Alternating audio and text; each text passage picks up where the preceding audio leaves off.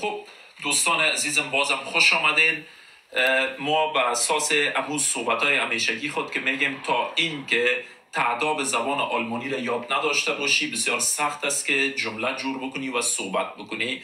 فقط جدول ما کم مانده که تکمیل شود که ادامه درس را بخیر ادامه بدیم و در جمله بندی هیچ کس مشکل نداشته باشه. در درس دو روز گذشته در روز دوشنبه شروع کردیم این جدول بگیرین. حالا کسانی که عکس میخواستن بگیرن عکس بگیرین.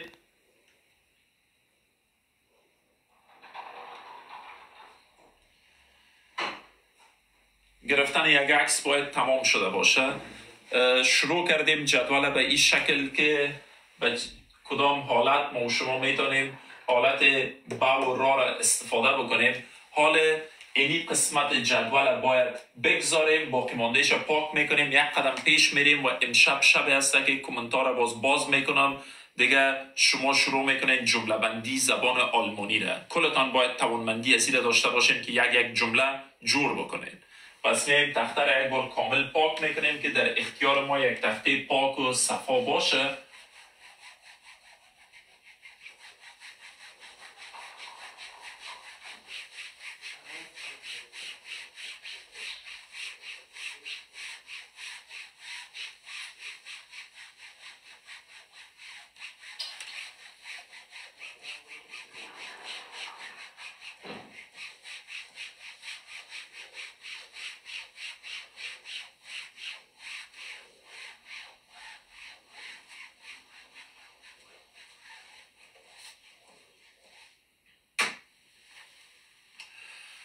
خب ما و شما همیشه درس ما وقتی که روی موضوعات گرامری میاییم با اساس امون چند دانه سوبژکت پرونومن یا ضمایر فاعلی شروع میشه تا ای که بتانیم ادامه بدیم جدول خود تکمیل بکنیم. بدون از اونا جدول ما شروع نمیشه. مثل همیشه ما بر شما امون ضمایر فاعلی یا سوبژکت پرونومن یک بار دیگه هم نوشته میکنم تا اینکه دیگه جدول کامل شود.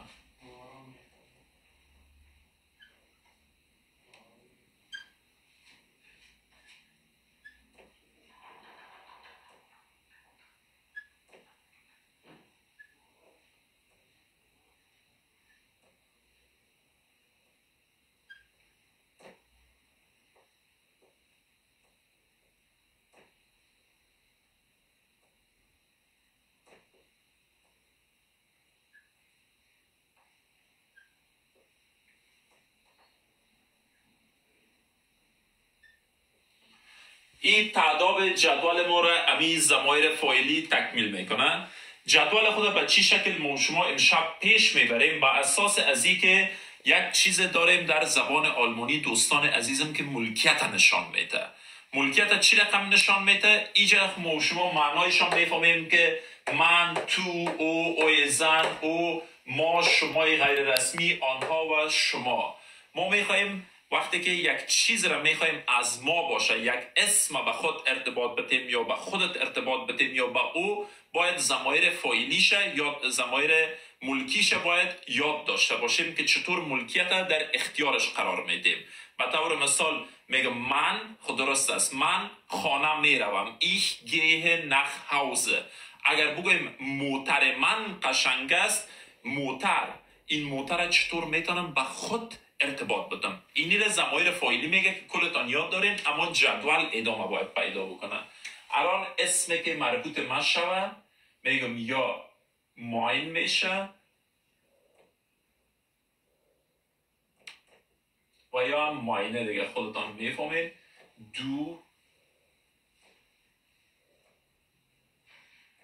dein و یا هم ایجک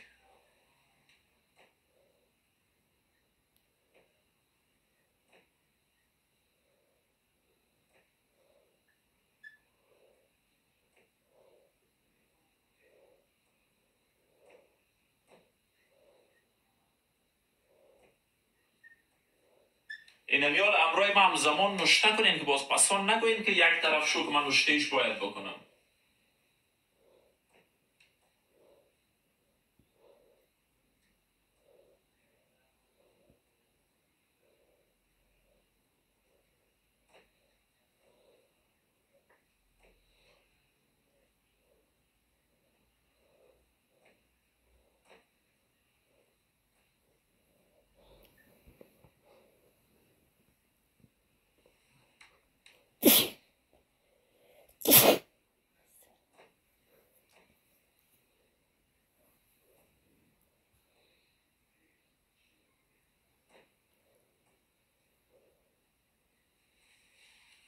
این دیگه کلگی میفهمه که ضمایر ملکی به معنای از این که اگر ملکیت مربوط از اینی ضمایر فاعلی ما بخوایم یک چیز را بگوییم باید از اینا استفاده بکنیم.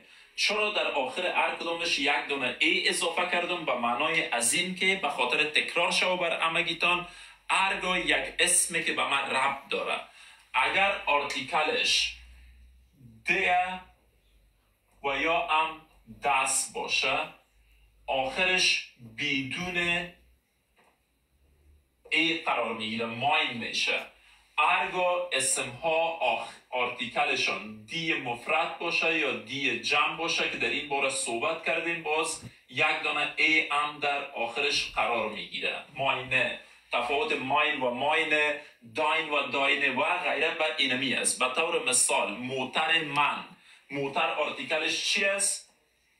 دست اوتو. دست اوتو به معنای موتر. اگر ما بخوایم بگیم موترم به معنای ازی که ضمیر ملکی من که من اینجا ایش است ضمیرش ماین یا ماینه است میاییم دو دانه گزینه دارم ماین یا ماینه. کل ما میفهمیم که آرتیکل موتر چون دست بوده به او خاطر ماینه باید استفاده کنم. چرا ماینه را نمیگیرم؟ در اینجا کلان نوشته است اسم هایی که آرتیکلشان ده و دست است آخر ضمیر ملکی ای نباید داشته باشه به او خاطر نوشته میکنم ماین اوتو. اسم بعدی که ارچار آرتیکل شود برادرم. برادر آرتیکلش چی است؟ ده بروده. وقتی که ده باشه میرم میبینم که ماین در زیر ده قرار داره میگم ماین بروده.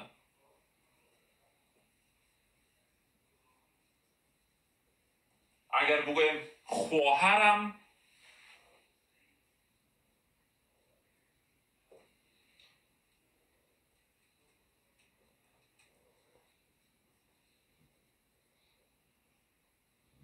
ماینش فستر. چرا ماین برودر شد ماینش فستر شد؟ کلگی میگه لمرفم یا خود توضیح داده میری به خاطر از این که دیش فستر است. در اینجا ما میبینیم که دی و دی جمع باشه آخرش ای میگیره. اگر بگیم اطفالم یا اولادهایم بازم میگم ماینه کینده. چرا ماینه شد؟ میگیم به خاطر دی جمع است. در دی جمع دی کیندر است. دی جمع هم در اینجا در آخرش ای میگیره. این به خاطر یک تکرار بود که جدول باز درک کرده بتانید.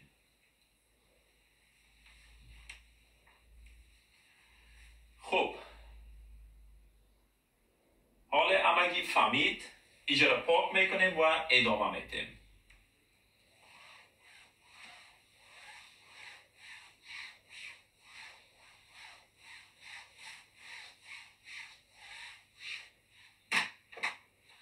بخش مهم میرسه. میریم باز امی 3 دانه آرتیکل و یا 4 دانه به اون شمول جمع نوشته میکنیم و حالتهای بورایش نوشته میکنیم تا اینکه جدول خودتان سر به خود تکمیل کرده بتانید. ما او شب گفتیم که آرتیکل ها در حالت نومیناتیو ده. خب بیاییم اینه کمک ایستو نوشته میکنیم چرا تختر ناپی زیاد جایش بند بندازیم.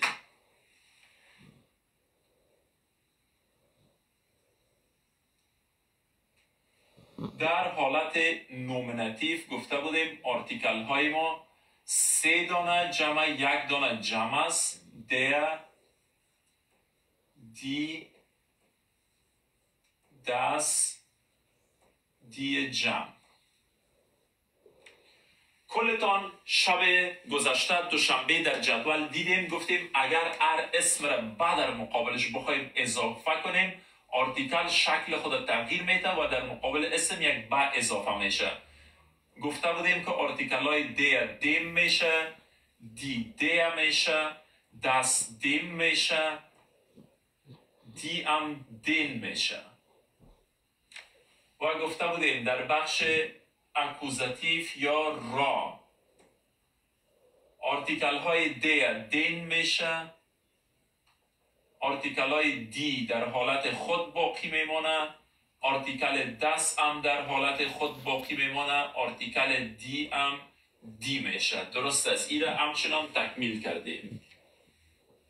حال اینمی آرتیکل ها نقش اساسی را بازی دارن دیگه با کمک ضمایر ملکی که ما بتانیم جمله جور بکنیم. پیشتر یک چیز را در اینجا نوشته کردیم که بازم نوشته میکنم. آرتیکل های ده و دس میشه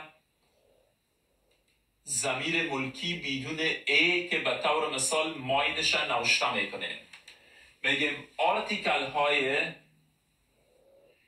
دی و یا ام. دی جمع مساوی میشه به ضمیر ملکی با اندونگ ای ماینه. حالا میاییم جمله میسازیم. ما جمله بندی خود رقم شروع میکنم.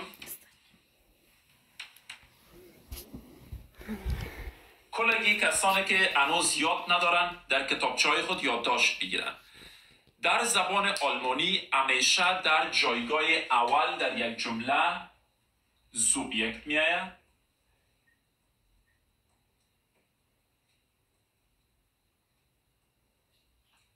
بعد از سوبیکت ورب میآید. اگر در جمله ما داتیف و اکوزاتیف ام با باشه ام را باشه، اول داتیف میآید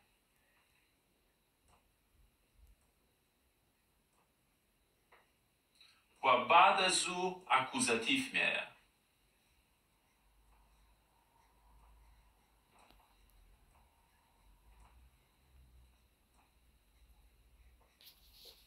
حالا شاید برای یک تعدادتان سوال پیدا شود و ببینیم که اینی جدول جمع ای آرتیکل ها چقدر نقش اساسی بازی میکنه دیگه، تا که از تیم امشب جمله جور کرده میریم که هر کس متوجه گپ من نشده باید بفهمن که من چی میگم.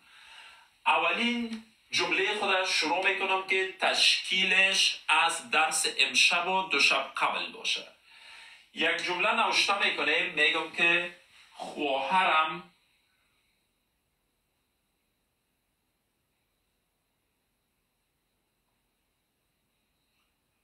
با معلمش مرد است،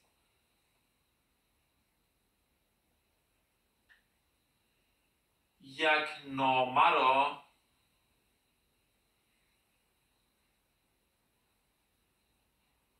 میفرستد. حالا میاییم اینمی جمله را اول با اساس فرمول یا اشترکتور یا ساختار یا استرکچری که در بالا نوشته کردیم ترجمه کرده میریم. خدا کنه که بیخی جدید باشیم در زبان آلمانی. همین فرمول بیایید ما براتون کار میکنم، ببینیم چقدر ساده جور میشه این جملات، چقدر ساده و راحت ما میتونیم جمله جور بکنیم. میایم در فرمول خود گفتیم که اولین کلمه را که در آلمانی نوشته میکنی سوبیکت یا فاعل. فاعل به معنای چی؟ به معنای انجام دهنده کار. در امی جمله خواهرم به معلمش یک نامه را میفرستادد. فعل فرستادن امی کار کی انجام میده؟ نامه انجام میده، معلم انجام میده یا خواهرم انجام میده؟ طبعا این فرستادن توسط کی صورت میگیره؟ توسط خواهرم. این خواهرم سعی کنیم که جمله چقدر آسان تعلیل و تجزیه میشه. این خواهرم فاعل است، نه در پیشروی خود نه در آخر خود، ایجا با نداره ایجا را نداره، به معنای از اینکه تنها خواهرم است. میایم انتخاب میکنم در اینجا خواهر از کیست؟ از من، خواهر من است. در اینجا تصمیم میگیرم که یا ماین باید بگویم یا ماینه باید بگویم. کلگی میبینه که در اینجا نوشته است دی مساوی میشه به ماینه خواهر آرتیکلش چی است؟ دی شوستر. چون دی شوستر است میرم ماینه را انتخاب میکنم. کلمه اول را که باید ترجمه بکنم جور شد. حرف اولش را بزرگ نوشته میکنم چون کلمه اول جمله است.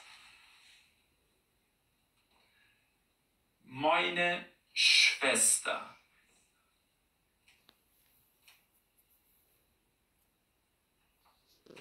کلمه اول سوبجکت کارش تمام شد.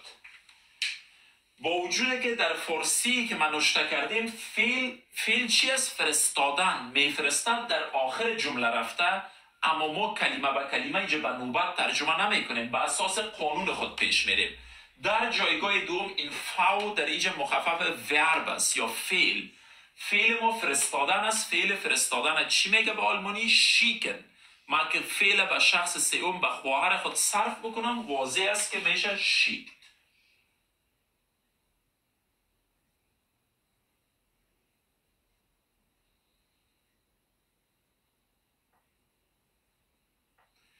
کلمه دوم فعل همچنان ترجمه کردم. در اینجا انال قانونه که ما نوشته کردیم گفتیم که اول داتیف بعد اکوزاتیو. با معنای از این که اول اسمی که با داره او را نوشته میکنیم، بعد اسمی که را داره. در اینجا کدامش با داره؟ با معلمش. با معنای از این که پس اول این کلمه را ترجمه میکنیم. حال درس امشب ما اینمی نقطه اساسیش است. چطور بگویم با معلمش؟ ببینید خوب اول باید به فارسی بفهمید جمله را. خواهرم با معلمش. معلم از کی است؟ سوالی که میکنم در کومنتار واضح بر من سوال جواب بدین، با آشیه نروید. این معلم از کی است؟ از ما است؟ از تو است؟ از کی است؟ نظر به جمله چیزی که برداشت شما است. فقط کومنتاری را میبینم که خاطرم جمع شد و فارسیش فهمیدن. از خواهر، دقیقاً از خواهرم است این معلم. امیره میخواستم بفهمم از خواهرم است. خواهر من در این جدول کدامش است؟ من، تو، اوی مذکر، اوی مؤنث. در اینجا فهمیدم که خواهرم چیز بسیار مهمه که با وجودی که بارها ما این توضیح دادیم از پیشتان بعضی اوقات اشتباه میشه.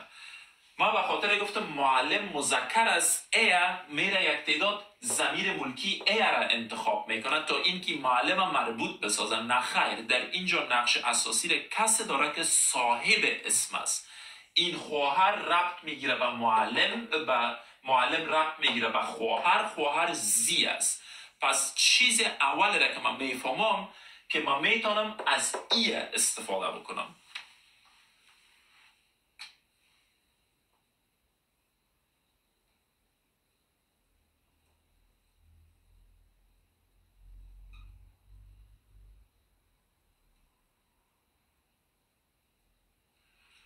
چیز مهم در اینجا است دیگه.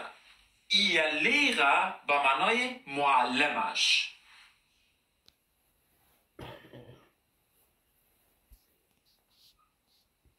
چون مثل که meine Schwester خواهرم، ایلیغا معلمش. اما ما و شما در اینجا یک دانه با داریم که داتیف ساخته جمله را.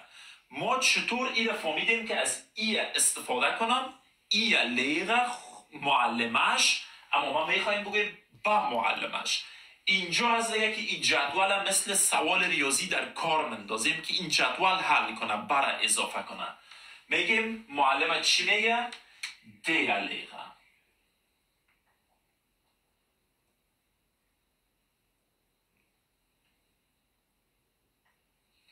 وقتی که دیلیغا بگویه میریم در جدول آرتیکل های خود بگیم امی دی در حالت داتیف که اینجا برگرفته چی شده از او.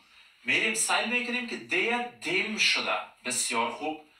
این ضمیر ملکی ایه خودش نقش یک آرتیکل داره. آیا من میتونم که این بگویم دیمو میارم در پیشروی لیغا میگذارم؟ ایه دم لیغا. نه خیر، این کار امکان نداره که ما با یک اسم دو دانه آرتیکل بدیم. یک بار ایره من حیث آرتیکل که مجبور هستم استفاده کنم. چرا مجبور هستم؟ چون چطور بفهمم که معلم از کیست؟ mein Lehrer, dein Lehrer یا ihr Lehrer یا معلمش. پس در اینجا بین اینی آرتیکل در اصل ضمیر ملکی، اما در اینجا جایگاه آرتیکل.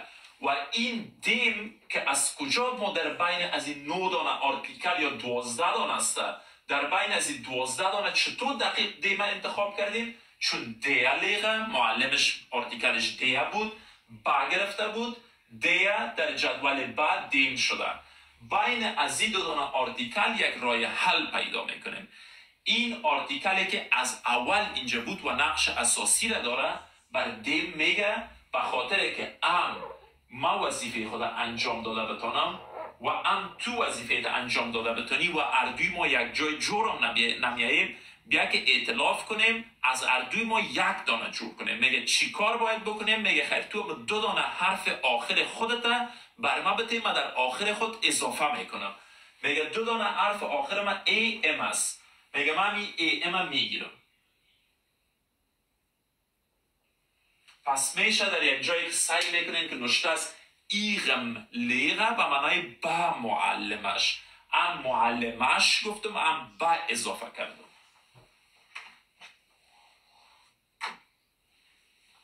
پیش میریم یک نامه را. پیشتر اینجا فراموش کردم یک خودش چی است؟ آرتیکل نامعین یا نامشخص. میگیم در حالت نومیناتیو که با و را هیچ وجود نداشت، این دی و دست آرتیکل نامعینشان عین است و از دی مفرد عینه است. خب نامه را باید ببینیم. من به مخاطر میگم همیشه باید آرتیکل ها را بفهمیم. نامه را در زبان آلمانی چی میگن؟ der Brief. بریف نمیگن، der Brief.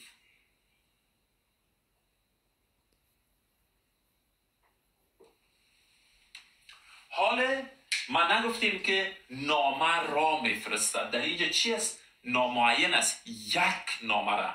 اول خب میفهمم که از آرتیکل دیا استفاده نمیشه، از عین استفاده میشه. چون دیا که بود عین باید بگوییم. میایم نوشته میکنم عین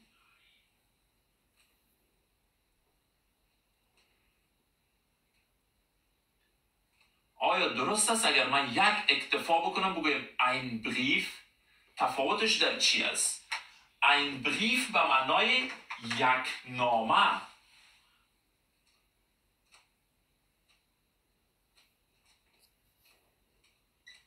اما من در جمله خود را دارم. چطور کنم که این را اضافه شود؟ بر کلگی روشن شد. اما تفاهم را که ای امرای دیم کرد، اینا میره در جدول را امرای آرتیکل بریف ای کار میکنه. پیشتر نشته کردیم که آرتیکل بریف دیا است. این میره میگه اول خوب در جدول را باید برم. در کجاست؟ ایجاست نخری نومیناتیو است، ایجاست داتیف با اکوزاتیف را. این رایش پیدا کردیم. آرتیکل چی است؟ این و بریف میگه آرتیکل نرمال من دی است. میره تاکید میکنه که در جدول دی دین شده. یک آرتیکل 2 آرتیکل با هم جور نمیاین.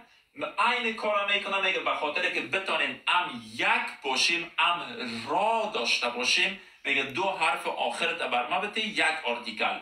میگه 2 حرف آخر من ان است. میگه من مو ان ترا میگیرم.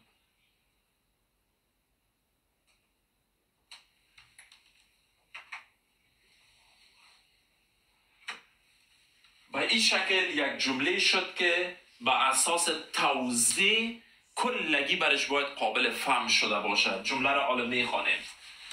Meine Schwester schickt ihrem Lehrer einen Brief. خواهرم به معلمش یک نامه را میفرستد. چقدر واضح شد دیگه. در جایگاه سوم داتیف، در جایگاه آخر اکوزاتیف.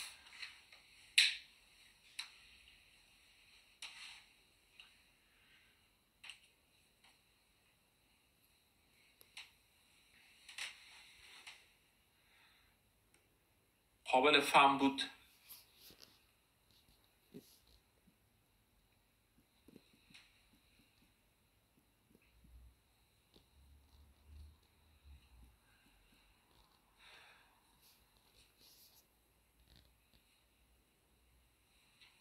نوشته کنین کسانی که هنوزم نوشته نکرده.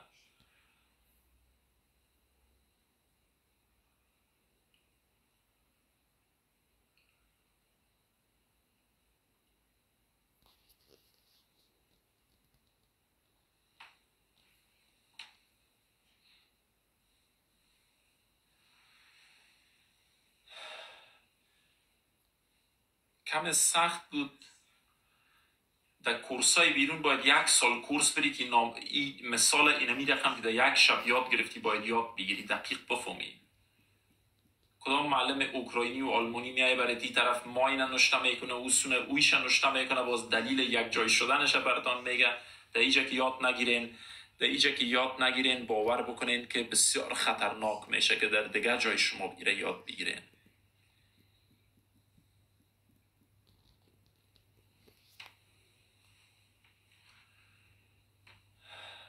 سارا میگه چرا عین عینه نشد؟ سارا جان، عین به اساس دلیل و توضیحی که من دادم به عینه کجا جایگاه داره که عینه چرا نشد؟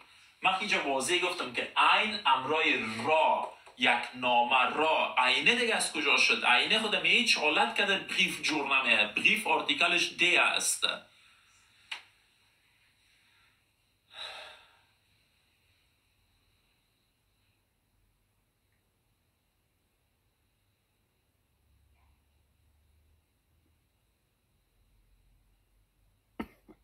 دیر منن نقطه جان نوم چه دلتا نشته خو مجبور زن نقطه جان وایم زکه چه ستا نوم دلتا یوازه یو نقطه ده. خب بیاد سه وایم چه نقطه نوایم.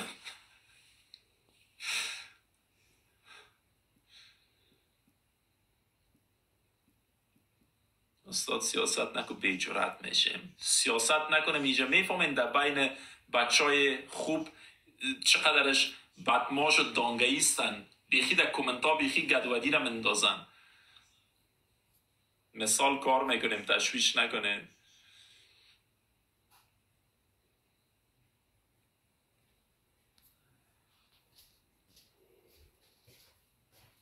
بگیرین آخرین فرصت بر نوشته کردن که مثال بعدیش پیش ببرید. حال پس یک مثال کار میکنیم که تنها یک مفعول داشته باشه.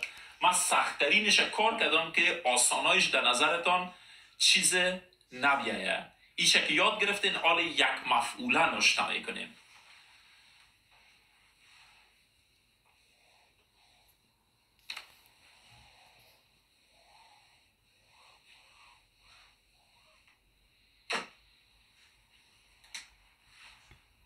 احمد با خواهرش کمک میکند.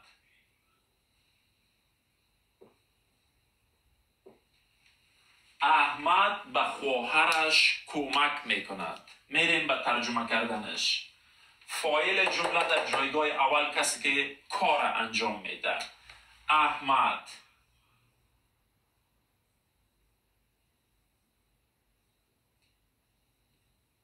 هر کلام نوشته کنی اما که خطت خراب شده میره. می شاگردایی که خطشان خراب بوده میشه چوچگک در صنف ما نوشته میکرد، باز معلم میگفت مرچه را در رنگ ایلا کردی که هیچ خطت خوانده نمیشه. مثل که میتون نوشته کنم. یه تو بسیار مقبول نوشته میشه اما کلام که نوشتهش کنی دیگه باز. احمد. جایگاه دوم فعل. کمک کردن helfen. شخص سوم hilft.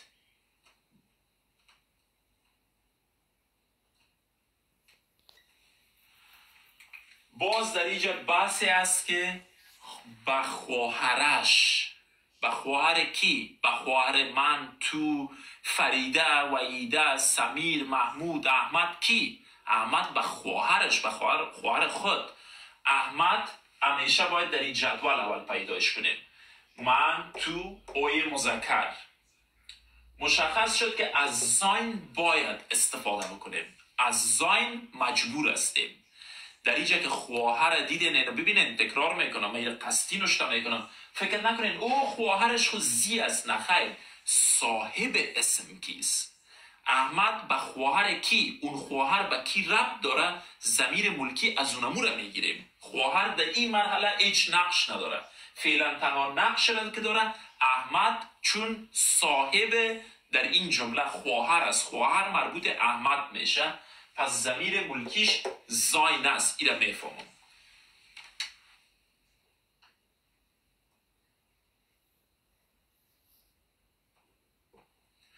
در اینجا عین گپ است. seine Schwester به معنای خواهرش.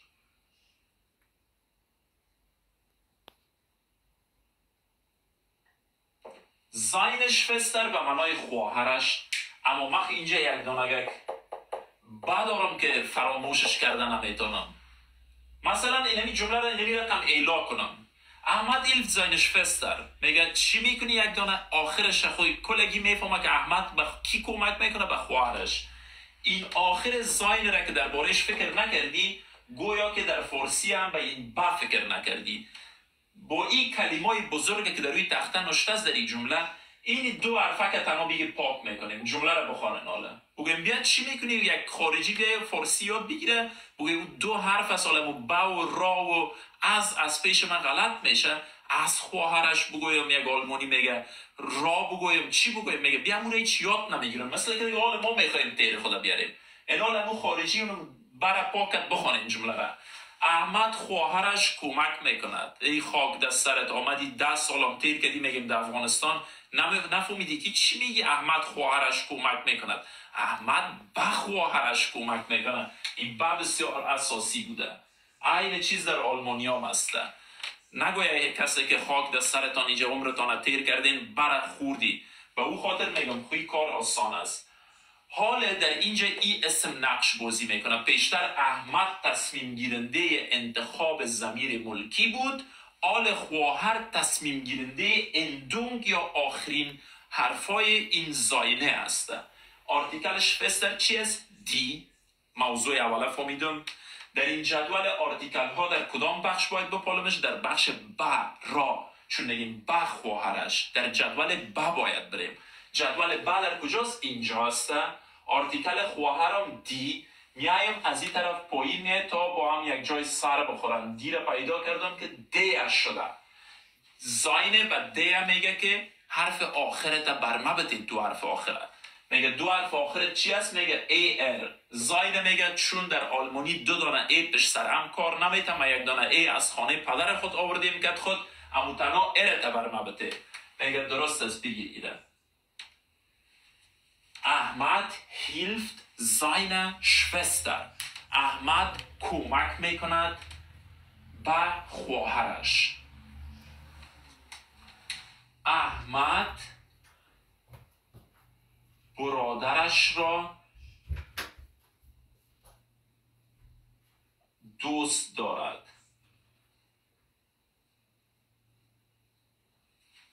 من نمیفهمم این نام مشهوره که در افغانستان در مثالایی که گرفته میشه همیشه چی کنم که احمد بود، محمود بود، هر کی بود. این دو نام زیاد چی داره، خصوصا احمد. اینا هم فایده کردن هم نقص کردن. این فایدهشان اینجاست که در اینجا در حضور همگی و مثل ازید در ده ها جای در موضوعات مثبت در کارهای مثالای مثبت نامشان گرفته میشه. مقصد احمد ناما خوش نباشه، در گپای منفی هم که مجرم معلوم نباشه. یک کسی بخواه یک منفی بگوید میگه چی کنم که خانه را کی زد؟ احمد بود، محمود بود، به من چی ده؟ و تو جایم نامتان گرفته میشه، فکرتان باشه. در اینجا میگیم احمد برادرش را دوست دارد. اولین تفاوتی که میبینیم با را تبدیل شد. اما خوشبختانه ما هم در جدول خود با داریم، هم را داریم. باز میریم در جایگاه اول اسم نوشته میکنیم فاعل احمد، لیت فعل در جایگاه دوم. بازم برادر از کی است؟ از احمد. ضمیر ملکی احمد چی است؟ یا زاین است یا زاینه. برادر چون آرتیکلش دی است آخرش نمیتیم زاین نوشته میکنیم. زاین بغوده. این زاین بغوده خب به معنای برادرش. ما میخواییم بگیم برادرش را. میگیم فورا آرتیکل بخودر چی از ده در کدام جدول بپالمش در را درست است ده از بخودر است را هم اینجا است بر همگی امیدوار هستم معلوم شود میرن میبینه که ده در را دین شده میگه درست است دین من هستم چی کنیم موتو که یک دان آرتیکل جور کنیم میگه بگی دو حرف آخر ما بگی دو حرف آخرش این است میگه احمد لیبت زاینن بروده برادرش را دوست دارد اینال ببینین که دیگه شما در هر جایی که سر خوردین که یک جای آخر زاین ان گرفت یک جای ار گرفت ای از کجا سرچشمه میگیره از این نمیجه که ما شما جدول درست بفهمیم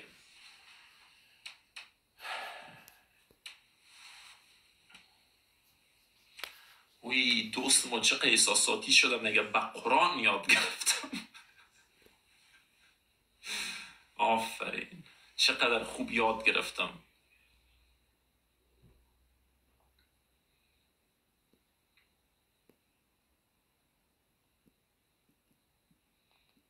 کلتان یاد گرفتین نه؟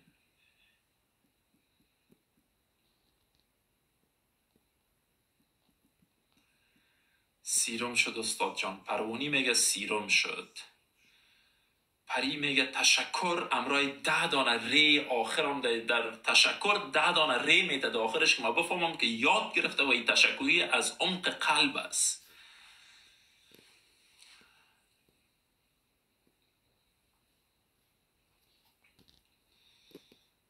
دکتر جان دکتر نقطه تشکر سیرم شد بسیار خوب عالی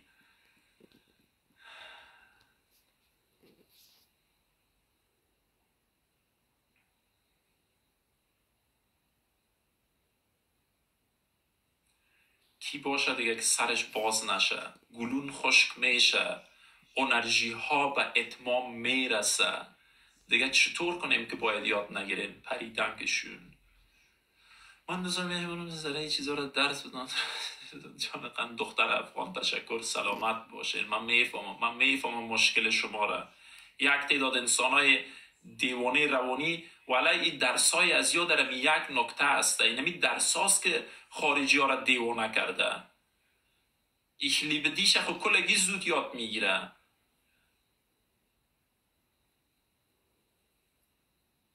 کل مشکل در اینمی جدول است این جدول که تیر نکنی 15 سالم در آلمان باشی وضعیتت خراب است بسیار وضعیتت خراب است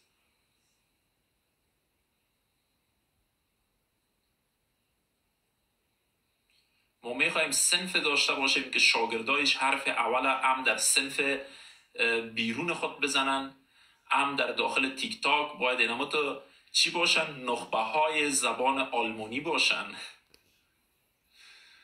سلامت باشی امیری جان صافی میگه کم سخت بود صافی اینجا اگر یاد نگیری من برات میگم که در اوسلنده بهورده برو هر کسی که آلمانی را اینمی درسا رو یاد نمیگیره برون دیپورت داوطلبانه خود امضا کنن به خاطر از اینکه این درسا را در زندگی یاد نمیگیره مقصد متوجه باشین امیدهایتان کاملا باید قطع شود از زبان آلمانی یا اینما تو گنگه زندگی کنین در آلمان یا ای که بریم یک درخواست داوطلبانه برگشت داوطلبانه به وطن استاد که دیاز میگه رد خوردی ادامه میدین که این پیچکاری و سیروما بسیار قوی شود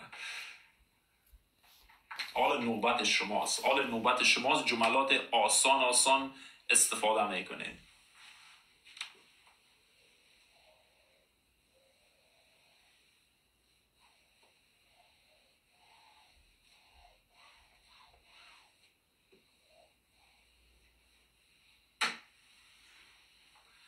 کومنتار را بسته میکنم دوستان عزیزی که میگن کدام روزا درس میدی براتون یک بار گفتم درس ما و شما روزای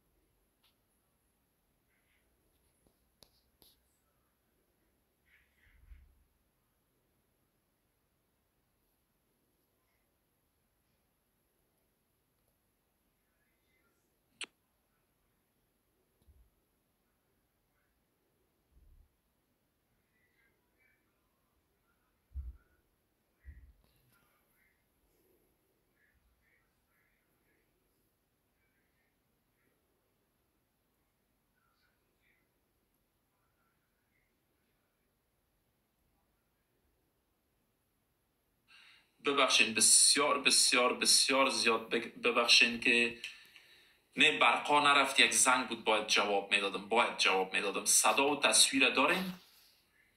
صدا و تصویر دارین؟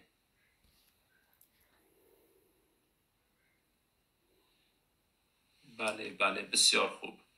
یک تعداد حتی در فرار از 200 نفر فقط مثل شاگردای شوخوره که این معلم روی شو طرف شوه عاجل یک فرار کنن.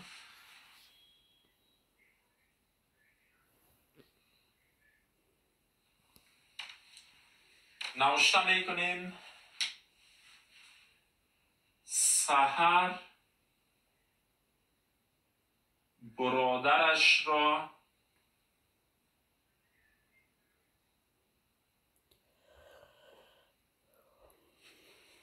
می‌بیند.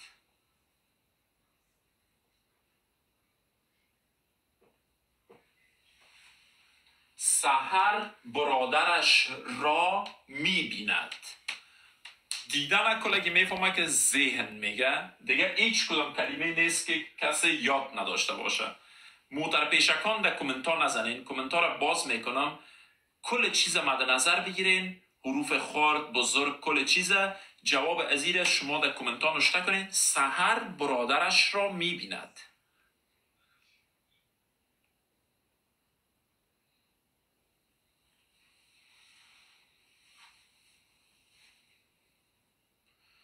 شروع.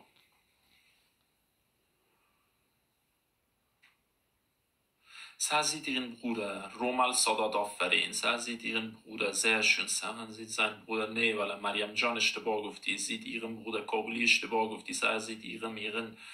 من کومنتایتان خوانده میرم زود. شیزن Bruder, فروغ اشتباه. سحر sieht باید بگوین، بله سحر میبینه. Sehr sieht ihren Bruder, بکسر آفرین. Sehr sieht ihren Bruder, sehr schön, sehr sieht ihren Bruder, sehr sieht ihren Bruder, sehr schön. Die meisten schreiben sehr sieht ihren Bruder. Die meisten. تیم لمر عزیز بود نام خودت یا چی بود؟ داینن چرا گفتی؟ برادرش را. sehr sieht باید نوشته کنین. sehr sieht ihren Bruder, sehr sieht ihren Bruder, sehr gut, sehr gut. Mona Lisa, danke schön. sehr sieht ihren Bruder. سید یک تعداد فعل درست صرف نمیکنه. سید این بروده شعیب زید پولس میشه sehr schön. زید نیست دیگه دوستان، صرف فعل ذهن به شخص سوم مفرد زید. زید ایغم نه دیگه، یک تعداد چینل ایغم رفتن. میریم کسانی که ایغم گفتن و داینن گفتن وارا باید فوراً یک اصلاحات بنیادی در جملاتشان بیاریم. کسانی که درست نوشته کردین آفرین، متوجه شدین. کسانی که اشتباه داشتین این میجه جایش از دیگه، به این فکر نکنین که اشتباه نوشته کردم. میاییم یک جای با هم کار میکنیم. شروع میکنیم. سحر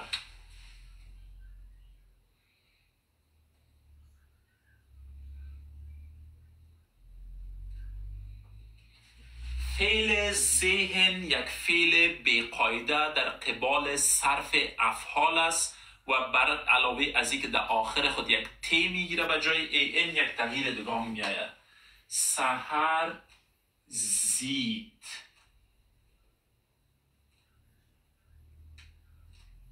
فقط یگانه چیزی که کلگی را خراب کرده کسانی که اشتباه میکنه برادرش را. برادر از کی است؟ از سحر. صاحب برادر کی است؟ می کسانی که داین و زاین نوشته کرده. صاحب برادر کی است در این جمله؟ برادر به کی ربط داره؟ به سحر. سحر دختر است یا بچه؟ خانم است. میریم ضمیر ملکیشه که برادر به سحر چطور انتقال بدیم؟ از این جدول میگیریم، از ضمایر ملکی. سحر زی است، ضمیر ملکی سحر ای است. ای اول مشخص است که داین زاین چیزا نمیه، ای میه، چون صاحب اسم سحر است. برادرش ای بغوده میشه. ای بغوده به معنای برادرش، چون از سحر میشه. چیزی که در اینجا سوال برانگیز است، را را چطور اضافه بکنیم؟ را میگیم برادر آرتیکلش چی است؟ کلتان میفهمین. ده بغوده میگیم ده بغوده که است. را هم اینجا نشته است دیگه. وقتی که ده است، ده خود دین میشد. چی باید میکردیم؟ دو حرف آخرش در آخر زی اضافه میکردیم. دو حرف آخر دین ای ام است یا ای ان کسایی که ایغم نشته کرده بودین؟ نه خیر، ای ان است. ایغن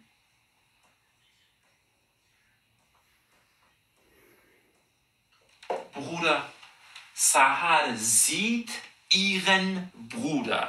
سحر برادرش را میبیند. کلگی فهمید که ای ان سرچشمه گرفته از آخر دین. حل شد براتون، امیدوار هستم. میریم معادل از این نشته میکنیم. سحر با برادرش کمک میکند.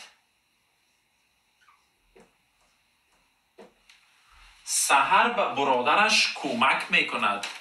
در اینجا برادرش را بود، اینجا به برادرش. حداقل توقع من میسته که ضمیر ملکیش خود دیگه کس اشتباه نکنه، چون پیشتر کسانی که زاین نشته کردین این برادر به خاطر که مرد است شما نرین این زاین نگیرین. در اینجا صاحب اسم مهم است که سحر است. شما باید ضمیر ملکی را از سحر بگیرین.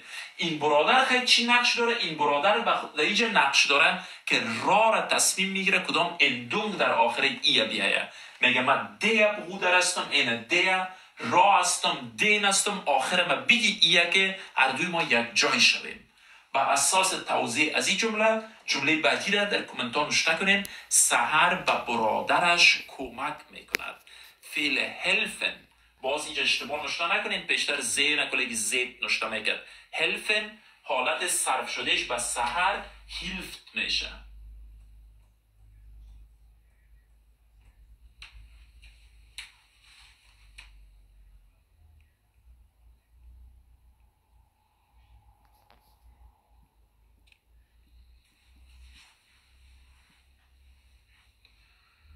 خدا تو را نزنه که میگی سحر هیلفت زاینم Bruder. تو باش من این نام تو را کامنت تو را فکسین کنم که ما پسانم رایت گپ بزنم. باز مارتین توانمندی از این داری که آخر ای ام فهمیدی که چرا ای ام میشه. چرا این موضوع را متوجه نمیشی که زاین مربوط مردها میشه؟ در اینجا سحر تصمیم گیرنده است. این ضمیر ملکی از سحر باید گرفته شود، نه از برادر. برادر در اون ای ام که در آخرش دودی در اوجه تصمیم گیرنده بود، نه در قسمت ضمیر ملکی.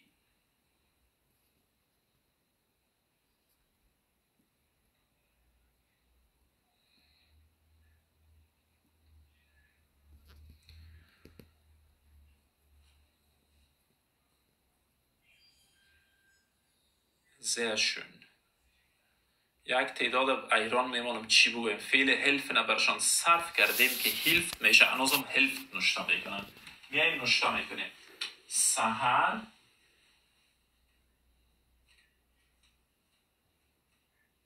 هیلفت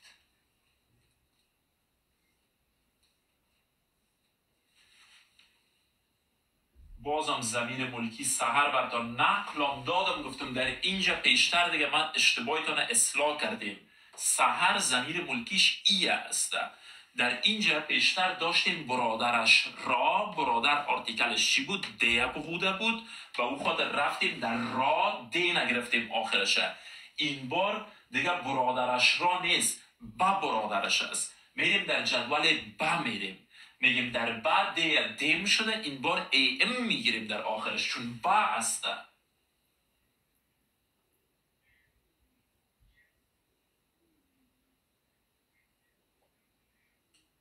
انال در یک جای اگر سر خوردین گفتین استاد بسیار این زبان سخت است، یک بار ما میرم در یک جای سیر میکنم. امرای سحر آمده ایغم بوده،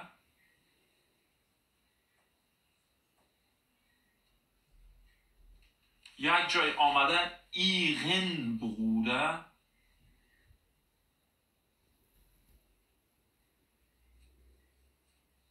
تفاوت از این چی است؟ نو آلمان هم آمدیم این چی رقم زبان سخت است. امی ایغه یک جای ام گرفته یک جای ان گرفته. کسانی که در درس امشب هستن میفهمند دیگه که خوب بگو در آرتیکلش دی است، ده در دتیف با شده. در اینجا ایغم بوده به معنای با برادرش. در اینجا ده بوده در حالت را دین شده، آخر از او را گرفته و معنای برادرش را. تفاوتشان امی است و برادرش را. حالا اگر نوشته بکنم که سحر به خواهرش کمک میکند،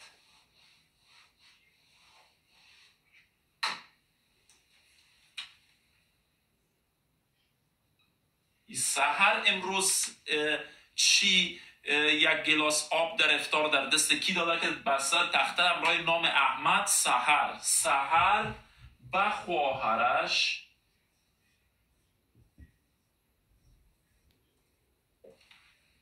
کمک میکند. بیاین این جمله را جور بکنید. سحر به خواهرش کمک میکند.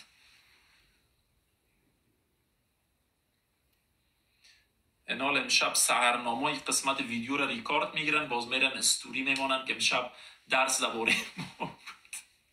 سحر viel Schwester Esmail, sehr schön. Ihre Schwester, sehr schön, sehr schön, sehr schön. Ihre Schwester.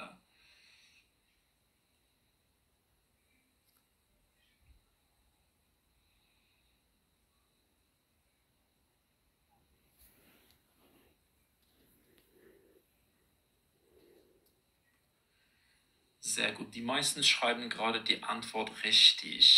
اکثریت جواب امیال درست نوشته میکنه.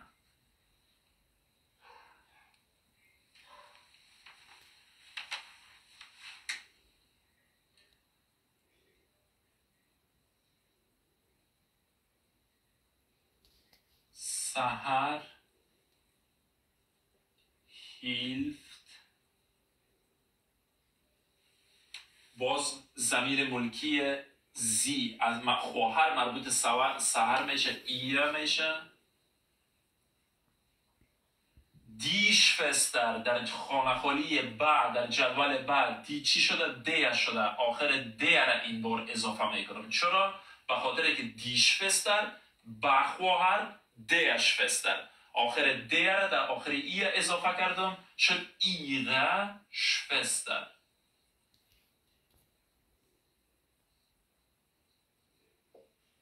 Sahar hilft ihrer Schwester.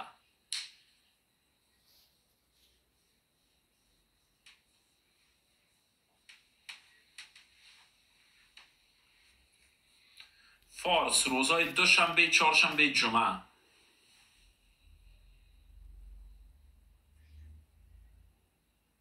امیری sehr schön. آسیگک میگه به خدا پیچکاری شد، سیرم شد.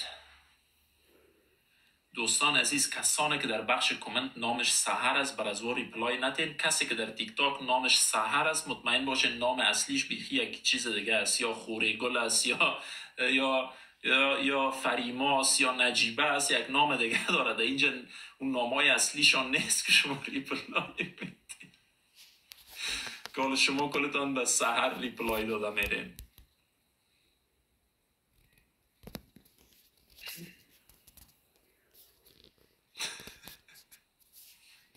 خنده نکنیم، راست میگم، همین گپ نیست. اوی به خدا یک کس نوشته کرده به خدا سحر هستم. نه سحر جان، من میگم نام خودت یا گل پیکای است یا تور پیکای است، یک چیز دیگه است. اینجا سحر هستین شما. من شوخی میکنم سحر جان. من میگم یک کمک فکرتان تغییر بکنه در جریان درس، چون بسیار خشک است. یک کمک میگم خنده بکنین، به خاطر از اینکه ببینین یک چی میگم یک دفعه فضا میره کلش در ایموجی های خنده. بعد 2 سال یاد گرفتم. بسیار خوب، بسیار خوب. استاد آلمانی سخت است نیست، بسیار زیاد. آلمانی زبان شیرین است.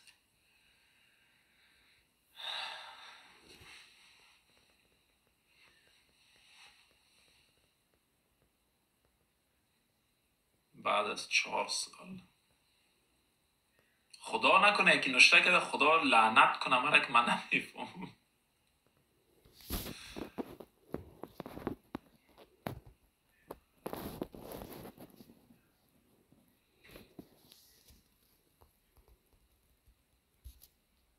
میگن امروی اویا یک مثال جور کن. اوکی جور میکنی.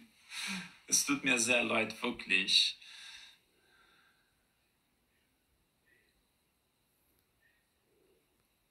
من یگان نامای سن بزرگم میگیرم خدا نخواسته نام مادر جان که ستان باشه سرتان بد نخورن. بیاین شما خنده زیاد کردین دیگه درس یاد ما رفت.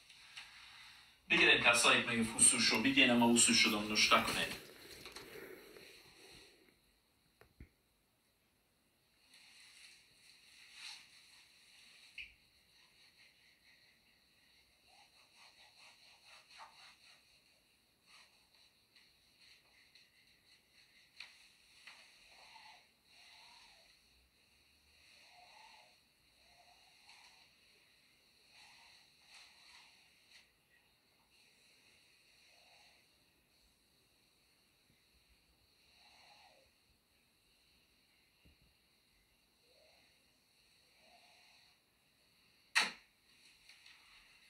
امروی اویا و اویغه خب میفهمین چی از ضمیر ملکی شمای غیر رسمی است.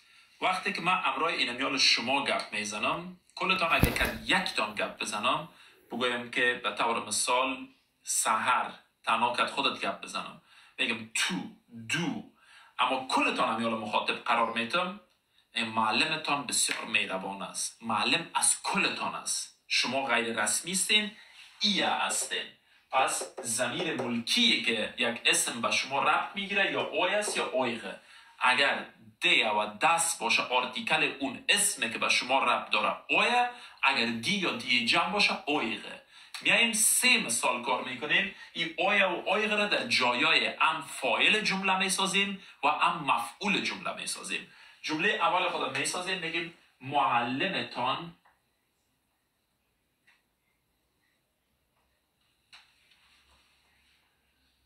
ما را دوست دارد. معلم تان اویا لیغه یا اویغه لیغه؟ چون معلم دیه است اویا.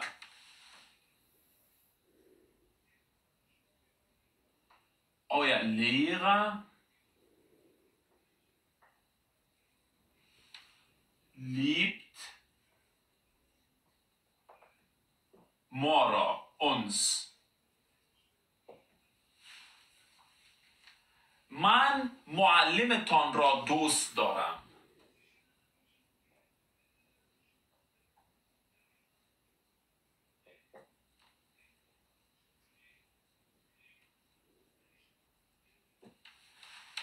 Ich liebe معلم از شما است. ضمیر ملکیشه بازم اوه در آخرش اندونگ معلم. Ich liebe euren Lehrer. یگانه تفاوتی که داره تنها اوه در حالت نومیناتیو با این شکل نوشته میشه. یک ضمیر ملکی بی‌قاعده است که در حالتی که اندونگ بگیره و یا هم حالت دی شوه این ایش حذف میشه. به او خاطر به این شکل نوشته شد. Ich liebe euren Lehrer. من به معلمتان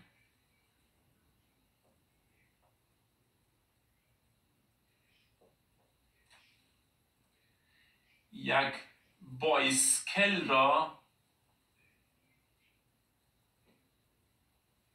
تحفه میدهم. Ich انجام دهنده کار تحفه دادن در آلمانی مقصد تو نیست که ای از خود جدا دو کلمه باشه. مثل فارسی بگویم تحفه اسم است میدهم فعل است. تحفه دادن از خود فعل داره شنکن. Ich schenke پیشتر ما و شما گفتیم که در جمله اگر ام با داشتیم ام را داشتیم اول بر استفاده میکنیم. با معلم تان در اینجا پیشتر گفتم اویغن لیغه معلم تان را، حال فقط تفاوتش یگانه چیز است که را نیست با است. پیشتر دیره آخرش از را گرفتیم معلم دیه لیغه، آخرش اویغن ساختیم، اما این بار با معلمتان است. در جدول بعد چون دیه لیغه دیم لیغه میشه، آخر دیم میاریم به جای اویغن اویغم. Ich schenke eurem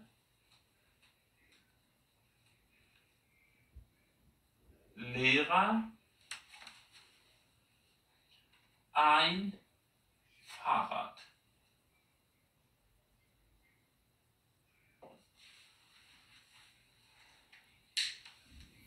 دیم با euer و یا eurem.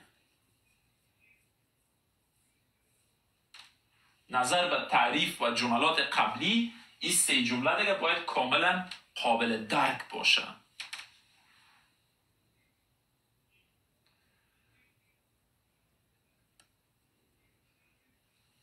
قابل درک بود؟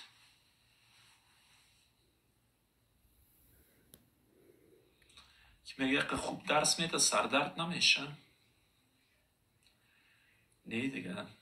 چرا اینم فقط با بایسکل نبود؟ بایسکل را دست در حالت اکوزاتیف را دست میمانه، پس دست که دست بانه اینم این باقی میمانه.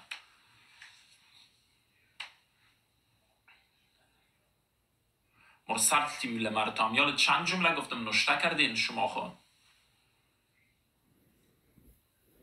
صادق سوال بکو.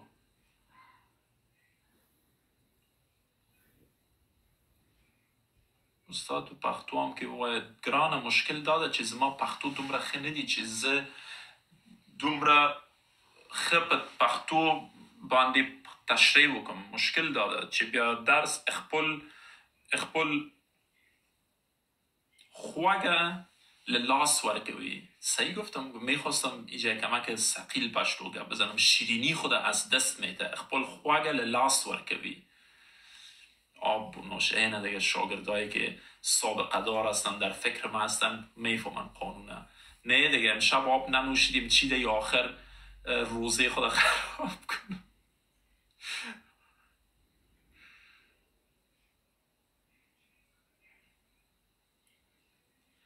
حالا آب می نوشم خواهم یال درس کرد شما مزه داده که هیچ دامی آشپزخانه رفتن هیچ امو انرژی آشپزخانه رفتن نیست.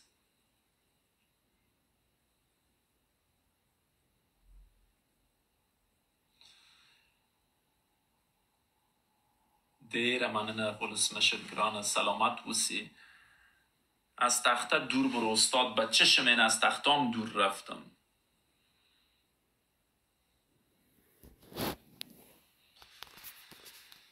استاد گرسنه شدیم. باش برادر ما میگم در او خانه از لیفقندو یا دومینوس برتان یک چیز بخواید در کامنت آدرس تان نوشته کنین. میگم درس ما در این اتاق درس میتونم تو لیست کسایی که گشنه است لیستایش برات از روی صفحه اسکرین شات دیگه. اگر سبون لایف رو میبینی از روی کامنت هر کسی که میگه گشنه شدیم برش عاجل در کامنت ریپلای بده آدرسش بگی یا از دومینوس یا از لیفقندو عاجل یک غذا برشان بشتیل بگو. هم چطور کنیم دیگه خیلی نمیه حق وطن داره.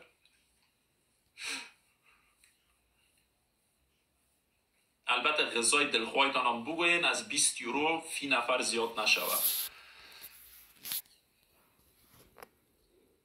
چرا اینن نمیشه؟ به خاطر فقط آرتیکلش دست است. دوسته که گفتی چرا اینن نمیشه؟ آرتیکل فقط دست است. ما میبینیم که دست در اینجا آیا دین شده که اینن شوه؟ نخیر. پیشتر اینن به خاطر میشد که دی همی بود آرتیکل اسم. دست در حالت را دست مانده پس اینم این میماند.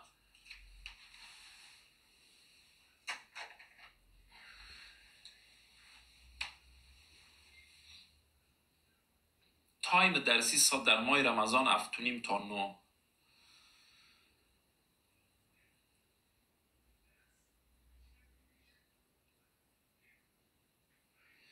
استاد عکس میگیرم، یعنی اینی کارتان کمک آزاردهنده است. من قصدی این طرف استاد میشم، من چون در او تایم شما چی میکنین که باز حال عکس میگیرین؟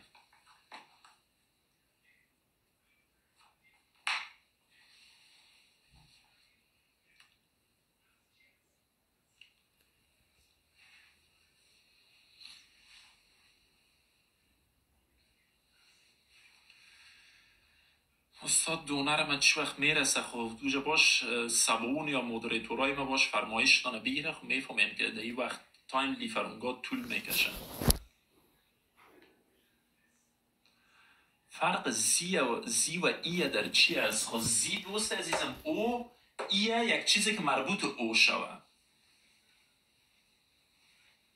خب هدف خودت اینی زی و اینی ای از هدفت است. این شمای رسمی آقای عمری شما امرای من گپ میزنی، اما در اینجا من امرای کلتان گپ میزنم. جمع استعدادتان غیر رسمی. بچه ها و دخترها شما کجا هستین؟ کلتان غیر رسمی مخاطب قرار میتون. استینی درس در یوتیوب نمندازم نخیر.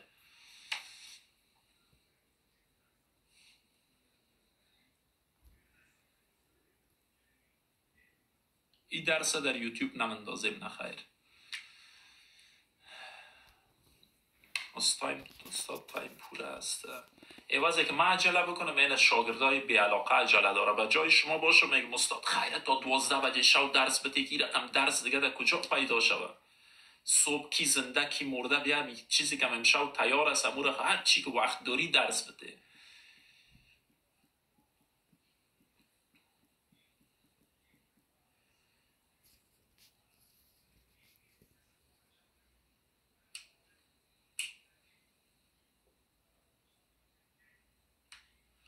استاد جمله اول را داشتیم چرا دتیف استفاده نکردیم؟ در کجا علی جان دتیف استفاده نکردیم؟ در کجا همین جمله هدفتان است؟ اگر این جمله هدفتان است کجای از این دتیف است؟ معلم تان نه بداره نه چیز فایل است. اگر این جمله را میگیم این را است، معلم تان را. اگر این جمله را میگیم درست است، دتیف است. و مو خاطر ما لیغه ده لیغه در دتیف دیم شده بود و مو خاطر اویغم لیغه گفتم. در اینجا دتیف نیست. اینجا ما را ویا به معنای ما، اونس به معنای ما را اکوزاتیف است، اما این ضمیرش است دیگه. ما شما ما را بر ما دیگه خاله بر خود چی رو بگویم که اونز نخیر. ما را یک کلمه کاملا جدا است. ما همیشه از ضمایر ملکی وقتی که یک اسم مربوط اسم دیگه شود، اما ما درباره خودم گپ میزنم. اگر میگفتم که باز معلمتان معلم ما را دوست دارد، باز ما شما از ضمیر ملکی معلم ما از انظر استفاده میکردیم و ادونگ دین در آخرش اضافه میکردیم. اما حالا ما مستقیم درباره خود گپ میزنیم، خود مفعول قرار دادیم.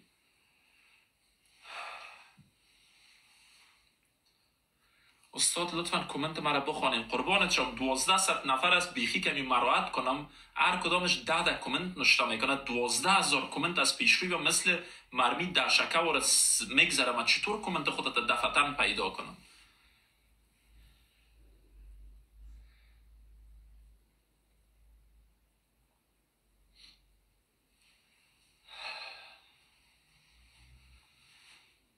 تشکر فروغ جان. خداوند سایه شما رو از سر من کم نکنه. من یک نفر هستم، سر کلتان سایه انداخته نمیتونم. شما اگر یک جای جمع شوین دستایتان این رقم بگیرین، در زیر دستای کلتان گم میشم. گرچه قدایتان بر من نمیرسه، دستایتان هم مجبورت بالا بگیرین که سایه شود.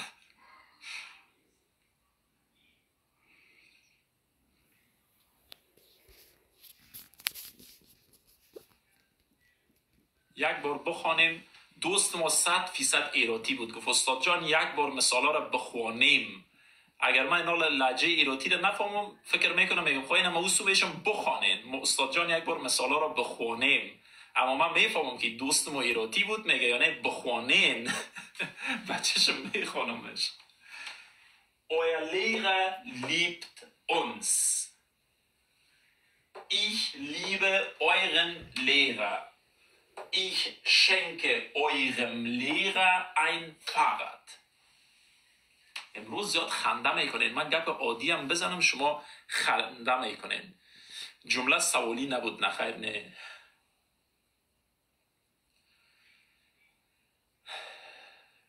استاد جان چرا لایک ها چرا کم است؟ بگذارین لایک نکنن درس بخونن. اما قدر نفره که تراوی نرفته اینم یالب مقصد مرا نگوین که تراوی نرفتی.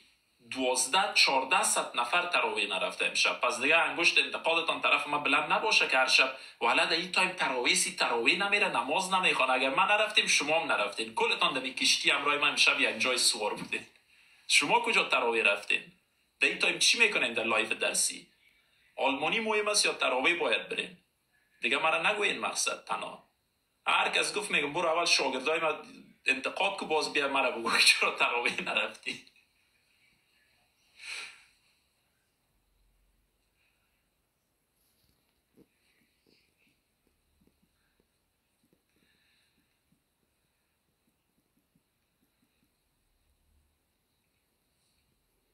اینا گیر ما کردی. دقیقا قند بچه ایرادی. تشکر.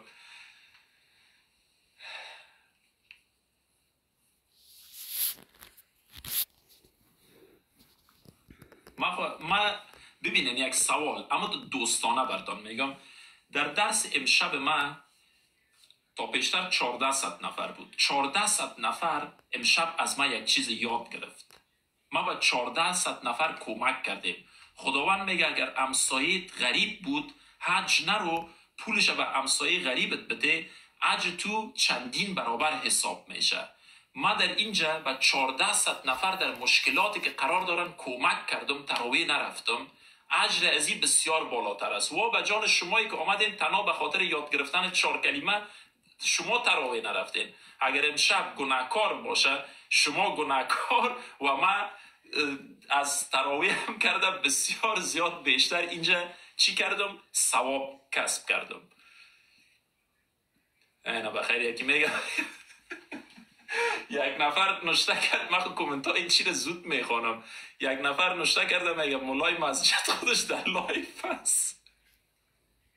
یکی نشته کرده میگه مولای مسجد ما در لایف است. این جالب ترین کومنت ای بودم شب. بعضی کومنت ها واقعا خیلی خنده دار است.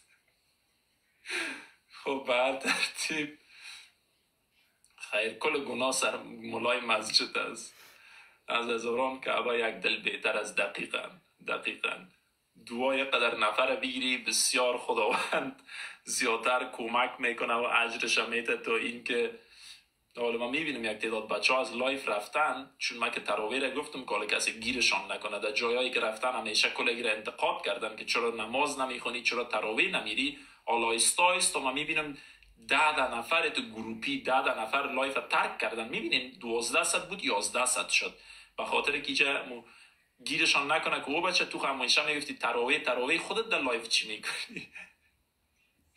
خب دوستان عزیز خدا کنه از محتوای درسای امشب واقعا آموخته باشید. این جدول پاک نمیکنم. روز جمعه بخیر. اما در ادامه میتیم مثالای بیشتر کار میکنیم تا اینکه قند بچه ضرورت نیست. تشکر.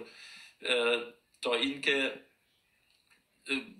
کاملا در ذهنتان بیشتر پیچکاری شوه. سال نو دیگه فعلا تبریکی نتید. سال نو هنوز مانده. باز بخیر در سال نو لایف میاییم و تبریکی میتیم هم دیگره. خب دوستان عزیزم برای تک تکتان شب خوب و خوش آرزو میکنم.